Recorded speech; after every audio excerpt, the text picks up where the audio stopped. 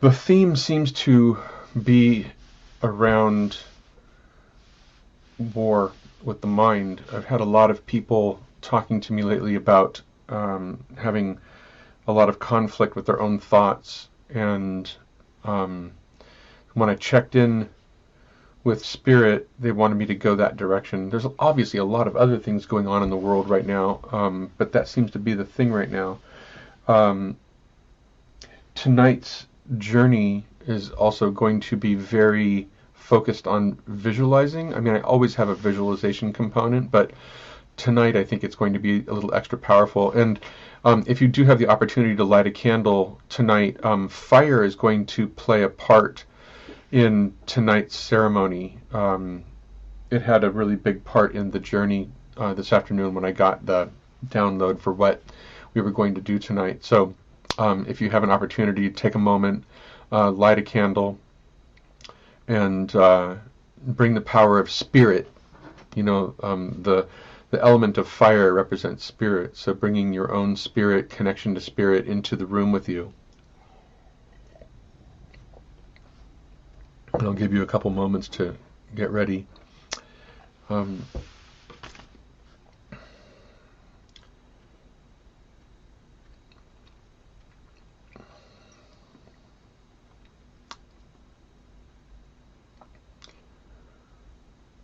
and I also want to take a moment to prepare us for this evening.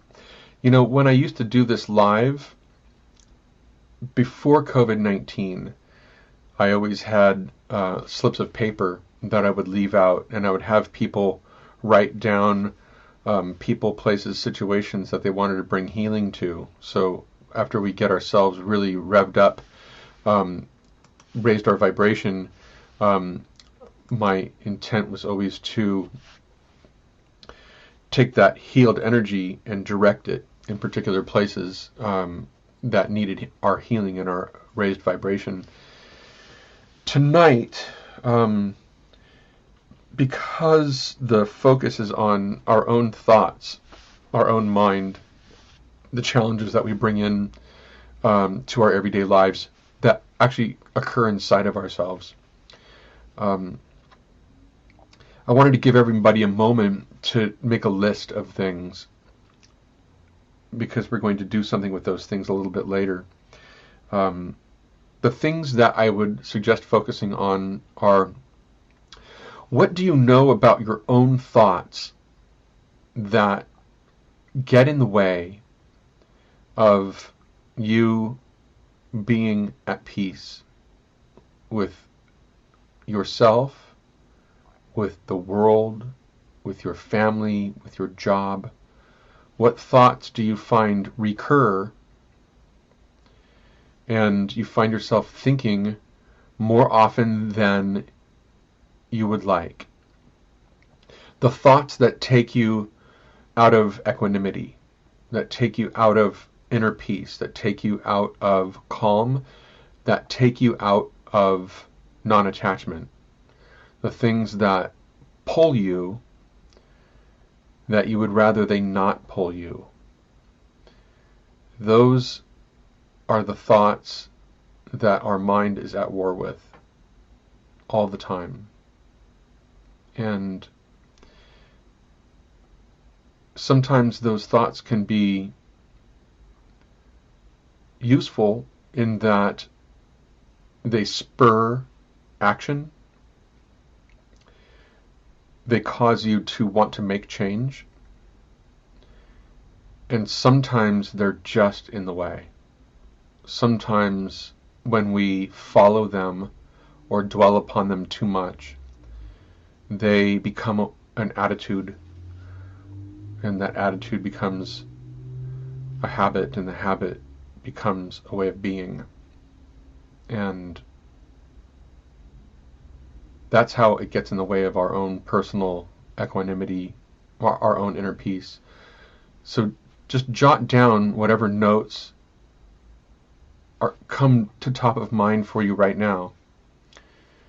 And then you'll have an opportunity to go a little bit deeper as we go into our journey tonight.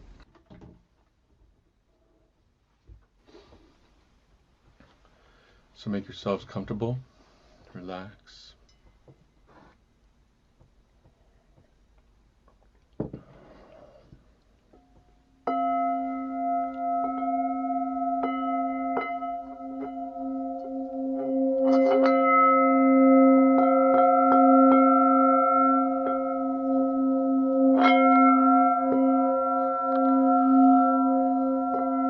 And start to follow the breath into the body.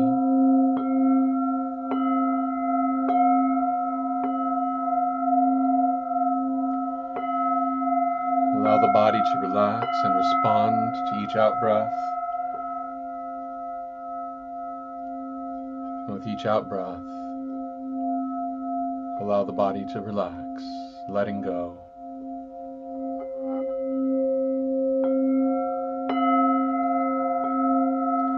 Preparing yourself to go in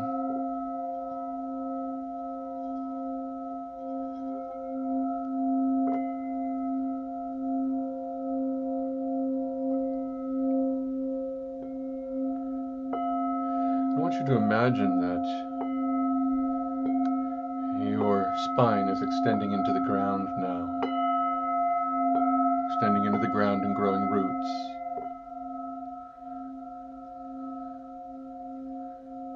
And those roots reach deep toward the center of the earth.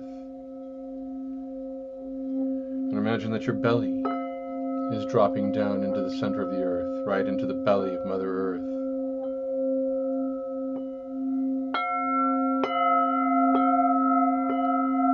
Letting go, letting your mind relax,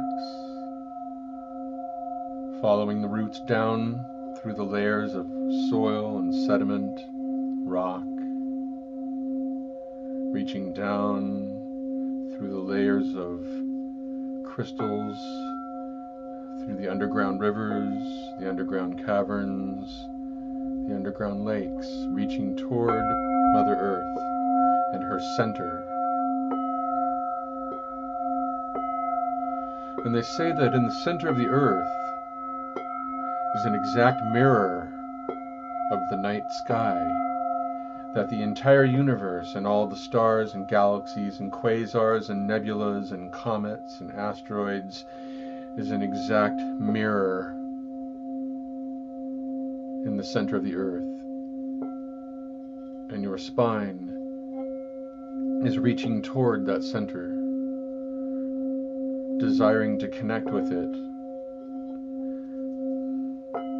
as if you were reaching into the center of Mother Earth and reaching out into the universe at the same time, allowing your belly to extend down, allowing your belly to connect with the belly of Mother Earth, to embody the knowledge, the wisdom of the universe held within the belly of Mother Earth.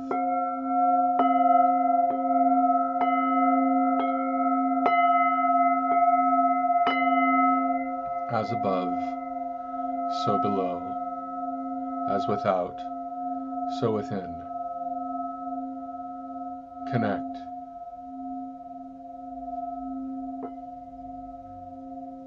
Remember.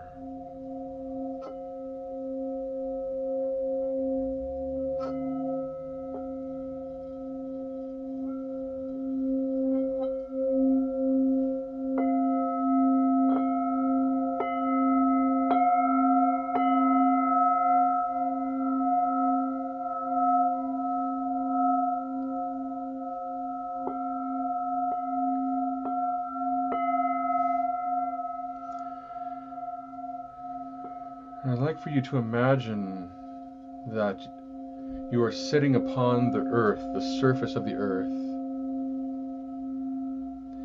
and you are connected in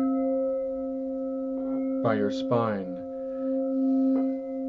You are connected in as a spiritual observer on the surface of the planet.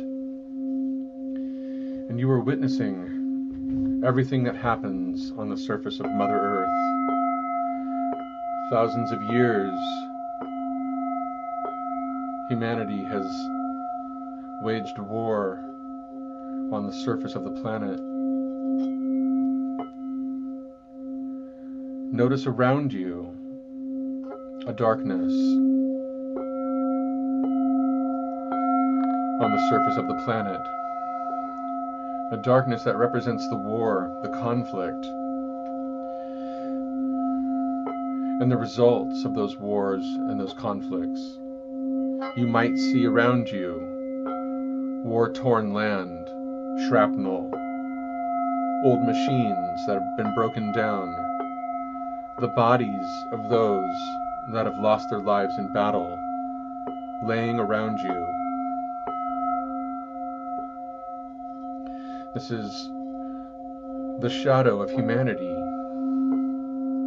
There's nothing to resist. It is a part of who we are. And so I invite you to allow yourself, that even if it feels uncomfortable, to identify this aspect of humanity that lays around you, the results of war.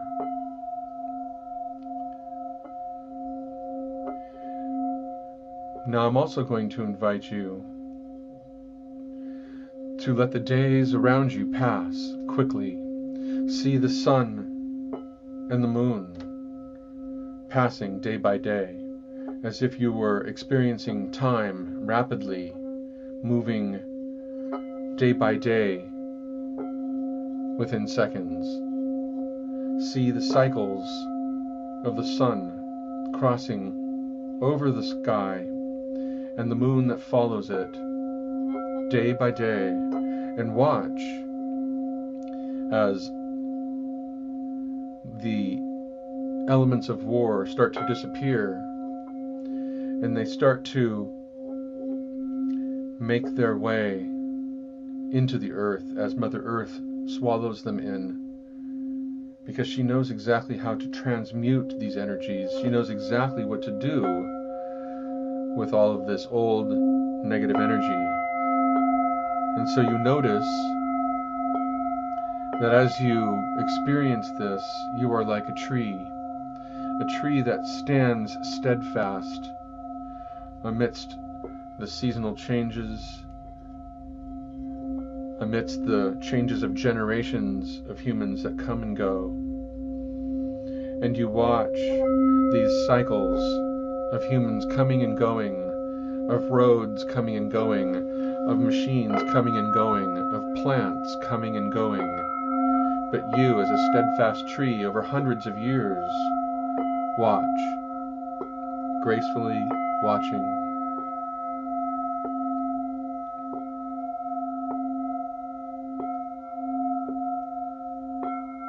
You realize that it isn't necessary to attach yourself to one generation and what mistakes they make. You realize that you are far older than that you have been around for centuries, aeons, that your wisdom tells you another story, that it is because of all of these conflicts that a new consciousness is born. And that consciousness started out as simply a physical body.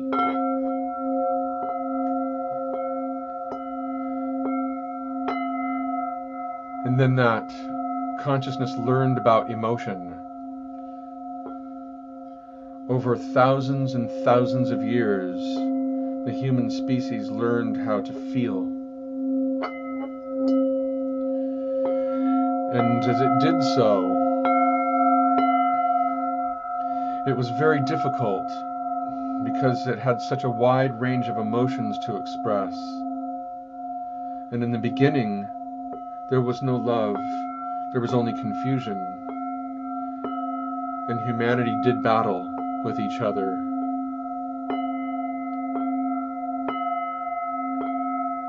And one day humanity grew up and learned to think.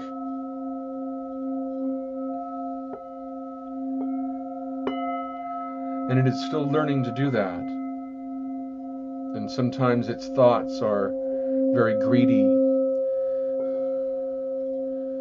Sometimes those thoughts are very confused, very distorted. Sometimes they lead to being competitive. Sometimes they lead to mistrust.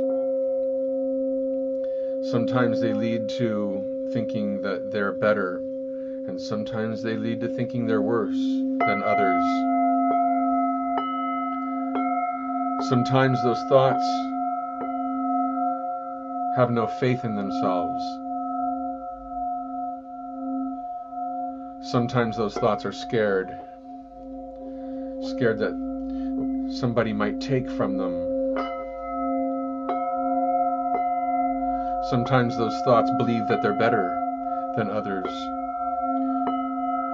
And we're still in the process of learning how to think without being controlled by our thoughts. We're still learning to think without being controlled by our emotions.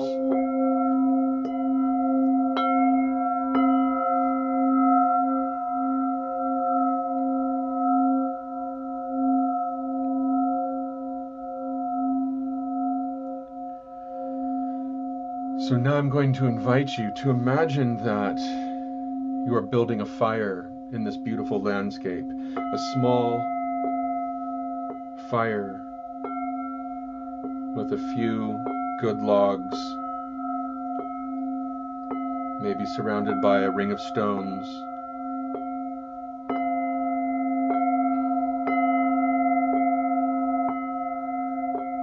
And before you sit down at that fire, you walk around the fire clockwise or sunwise. You walk around that fire and you're looking for,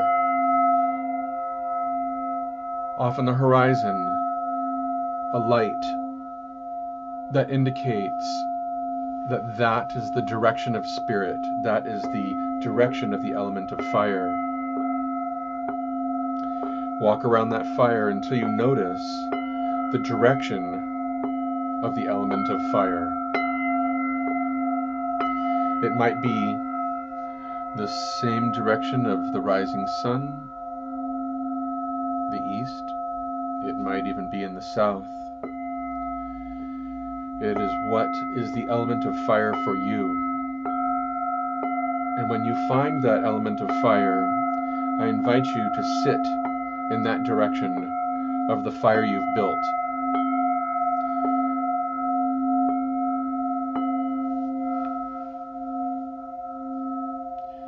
And allow the element of fire in the direction that it sits to radiate through you to the fire you've built,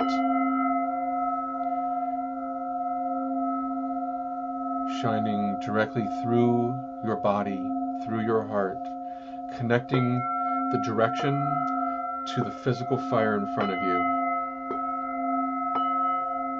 And allow yourself to experience what it is like to be in spirit, moving through you until you become part of it.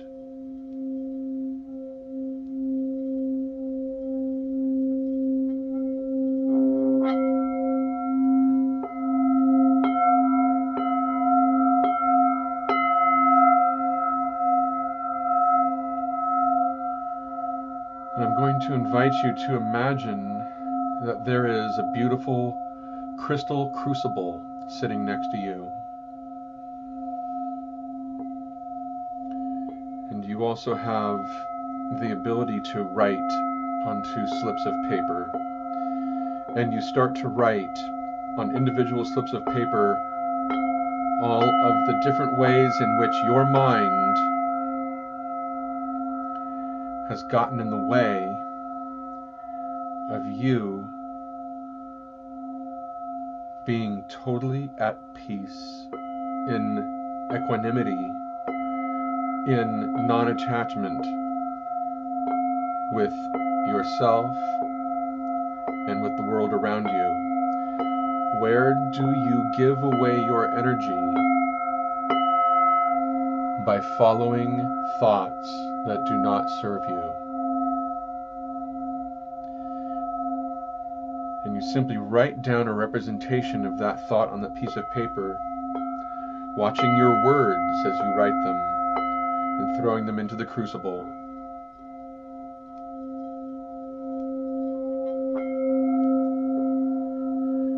You could even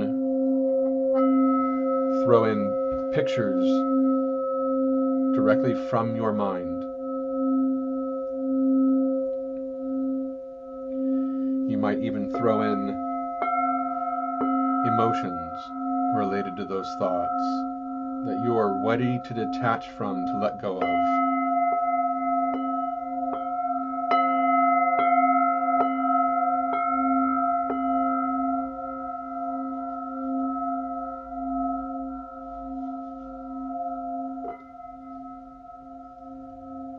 And when you're ready, I invite you to stand up, pick up that crucible only when you're ready, and to dump all of that paper into the fire, and let the fire transfigure, transmute those concepts. And imagine as you watch them going up in smoke, you realize that you're letting go of something from your own brain, from your body, that you didn't need any longer. You might notice yourself feeling lighter, feeling free of that old concept. And you imagine that with each exhale, you let go. You let those thoughts completely dislodge. Because you know that the answer to all of life's problems, to all of life's challenges, never exists in the same form in which it was created. It always exists in a higher octave, and you are letting go to spirit to provide those answers. There's no need to think about those solutions, because the brain thinks from the same frequency of the problems that it creates, which means that the solutions are in a higher frequency. The solutions are in spirit. And now with that knowledge, you open a little place in your heart right now, and you receive the answer to all of your quandaries, the answer to all of your questions, as energy, as light, as spirit, allowing yourself, your body-mind, to be informed from a higher octave of creation. And it doesn't need to come in images, it doesn't need to come in words. It's coming in knowing. It's coming in your receptivity, your willingness to be open to change, willing to be open to wisdom, willing to be open to what you may not understand. Making space in your heart, allowing your heart to expand, to allow in more wisdom, more insight, more love. And allowing your physical body to respond by opening up, by being available.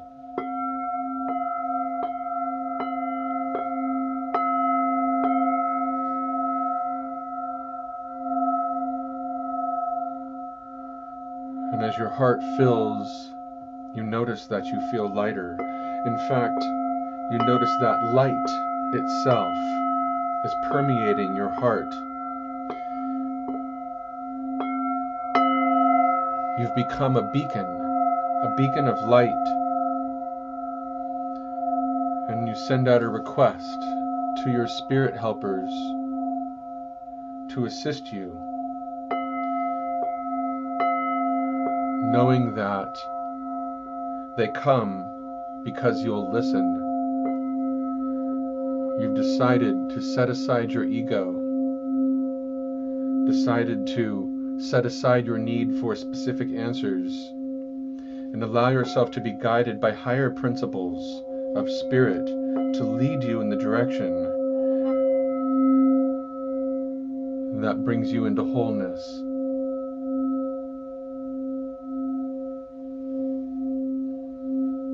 Breathe in.